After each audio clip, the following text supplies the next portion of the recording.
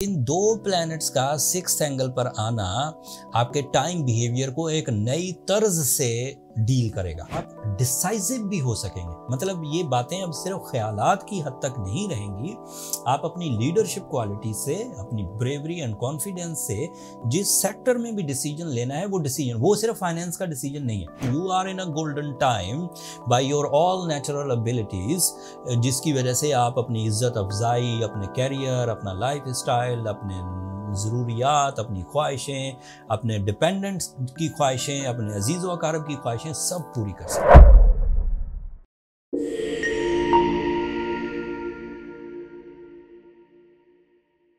अस्सलाम वालेकुम कैंसेरियंस, मैं हारिस अज़मी, प्रोफेशनल एस्ट्रोलॉजर, आपकी खिदमत में हाजिर हूँ इस हफ्ते की एस्ट्रोलॉजिकल रिसर्चेस लेकर।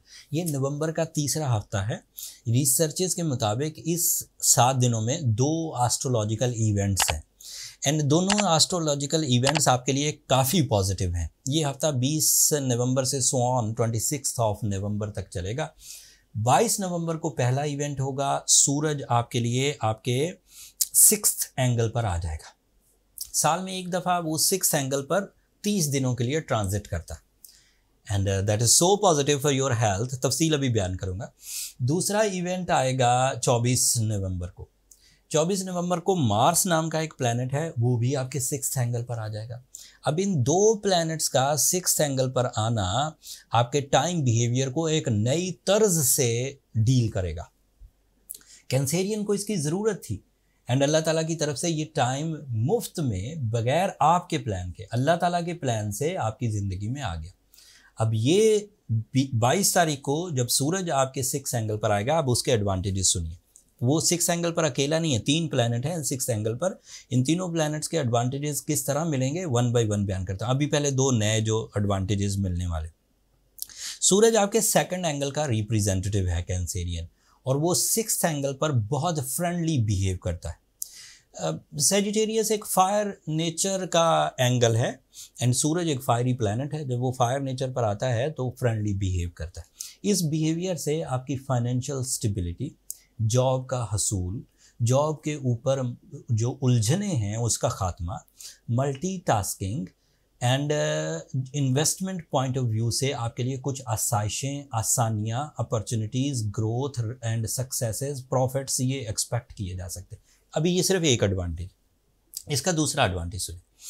सूरज आपके लिए क्योंकि 2nd हाउस का रिप्रेजेंटेटिव है तो आप डिसाइसिव भी हो सकेंगे। मतलब ये बातें अब सिर्फ ख्यालात की हद तक नहीं रहेंगी। आप अपनी लीडरशिप क्वालिटी से, अपनी ब्रेवरी एंड कॉन्फिडेंस से जिस सेक्टर में भी डिसीजन लेना है वो सिर्फ फाइनेंस का डिसीजन नहीं है। डिसीजन एबिलिटी बढ़ेगी कॉन्फिडेंस की वजह से, कैप्टन स्किल्स की वजह से। You are more brave, you are more practical and more decisive. उसमें शख्सियत के निखार के लिए काम करने हो, फैमिली वेलफेयर के लिए काम करने हो, लाइफ स्टाइल अपग्रेडेशन हो, या फिर मल्टीटास्किंग हो, एजुकेशनल एक्टिविटीज़ हो, पब्लिक डीलिंग हो, इन सब सेक्टर के डिसीजंस पुख्ता होंगे। बट स्पेशल एडवांटेजेस मिलेंगे finance upgradation.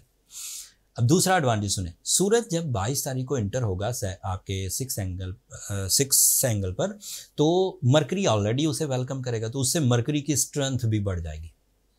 Mercury genius abilities, concentration, communication, educational activity, learning skills, writing skills, इसका प्लैनेट है। जब सूरज उसके साथ ऐड होगा तो उस राइटिंग, लर्निंग, कंसंट्रेशन में ब्रेवरी भी इंटर हो जाएगी। दोनों चीज़ें मिक्स होकर आपको ज़्यादा अक्ल व जहानत के साथ फैसले करने की तरफ ले जाएगा।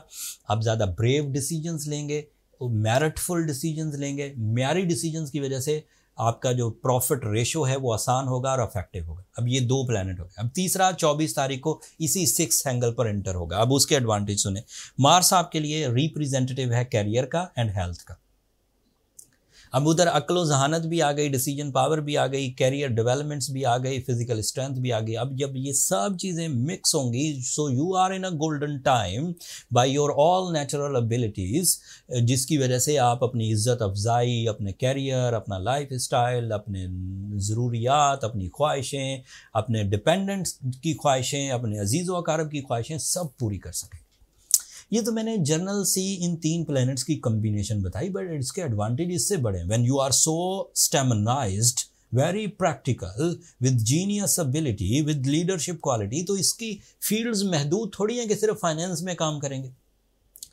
आप अपनी स्पिरिचुअल साइंसेस पर काम करिए, रिस्पॉन्सिबिलिटीज निभाइए, अपने इरादों को मजबूत करिए, अपनी बुरी आदतों पर काबू पा लीजिए, टीम वर्क कर लीजिए, हाई रिस्क डिसीजंस ले लीजिए, इन्वेस्टमेंट्स कर लीजिए, मैन्युफैक्चरिंग में चले जाइए, आईटी में चले जाइए।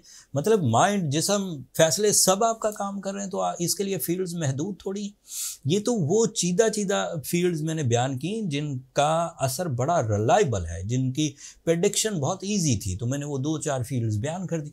When you are perfect in your mind, when you are perfect in your decision, when you are perfect in your physical strength, so do everything which you want to do.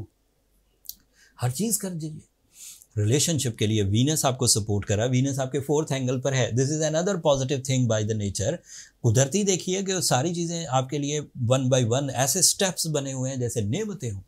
Venus Libra angle पर है, that is ideal for your love life, comfort of life, sales, purchasing, house in क्या कहते हैं, renovation and घर का एक जगह से दूसरी जगह तब्दील करना है, हिजरत, छोटे लेवल की इलाकाई हिजरत, इंटरनेशनल। एंड सैटर्न आपके 9th एंगल पर है, वो वहाँ पर परफेक्ट है। आपके relation with the seniors, relation with the higher authorities, relation with the colleagues, relation with the father figures, उन सब के लिए बहुत अच्छे रहने वाले हैं। एंड फिर सैटर्न जब भी 9th एंगल पर हो, ऐसे आइडियाज़ उभरते हैं जो नई चीज़ें इन्वेंट करते हैं, नई चीज़ों की तरफ बंदा जाता है। एंड दुनिया में अब कोई चीज़ नई नहीं है, सब चीज़ें हैं तो पुरानी, लेकिन जब आप उसमें से कोई नए तरज की चीज़ करते हैं तो आपका फेम, नेम, अथॉरिटीज़, फाइनेंस सब बढ़ता है। So overall this is my professional declaration as astrologer के आपके यहाँ सारी ही चीज़ें इस वक्त लाइन अप हैं। आपको सिर्फ डिसीजन लेना है, परफॉर्म करना है एंड अपनी कामयाबियाँ ग्रैब करनी है। इस दौरान अगर कोई कैंसेरियन अपने अंदर उलझन महसूस करे, अपनी जज्बाती कैफियत को अपने अगेंस्ट देखे, आप करना चाहते हैं लेकिन जहन राज़ी नहीं होता, आप रिलेशनशिप प्रपोजल देना चाहते हैं बट अंदर डर भरा हुआ है, आप किसी का प्रपोजल एक्सेप्ट करना चाहते हैं लेकिन अंदर खुद के ही बेचैनी और हिजान है, या फिर आप अपनी जिस्मानी कुव्वत को खो चुके हैं अपनी गलत लाइफ स्टाइल की वजह से, या फिर आपके रिसोर्सेज कम हैं, या बरकत की ही कमी है, स्पिरिचुअल डिस्ट्रक्शंस हैं, बिलीव्स कम है, एतमाद आपके अंदर नहीं है, इत्तफाक नहीं है, तो फिर आपको सूरह शम्स पढ़नी चाहिए। फिर टाइम वेस्ट ना करें, ये बहारें सदा तो नहीं रहेंगी। जब भी गोल्डन सीजन्स आया करते हैं फॉर अ सर्टन टाइम आते हैं, तो हमेशा ज़िंदगियों में बुलबुलें थोड़ी बोलती हैं, कुछ दिन आते हैं अच्छा ही, उसमें अपनी कामयाबी हासिल करनी होती है। एंड हम भी ये ड्यूटी इसीलिए निभा रहे होते हैं कि भाई आपको बता दें कि इस वक्त टाइम बिहेवियर क्या है। कुछ चीज़ें आप खुद जज कर लेते हैं, जो दिन का तलू होने के लिए आपको एस्ट्रोलॉजर की गवाही की ज़रूरत नहीं। हालांकि चेंजेस आसमान पर आई, सूरज कहीं आसमान पर तलू हुआ और आपकी ज़िंदगी में दिन चढ़ गया, आप फिर कामों पर निकल जाते हैं, ये भी तो एस्ट्रोलॉजी थी। रात हो जाती है, आसमान पर कहीं सूरज गुरूब हो गया, अंधेरा छा गया, आप घरों को आ जाते हैं, सर्दियाँ आ जाती हैं, आप स्वेटर नहीं, उसके लिए आपको एस्ट्रोलॉजर की ज़रूरत नहीं। बट वो जो बाकी 6 प्लैनेट्स हैं ना, उन पर आप नज़र नहीं रखते, ना मार्स पर, ना मरकरी पर, ना वीनस पर, ना सन, दीगर प्लैनेट्स जो सोलर सिस्टम का हिस्सा।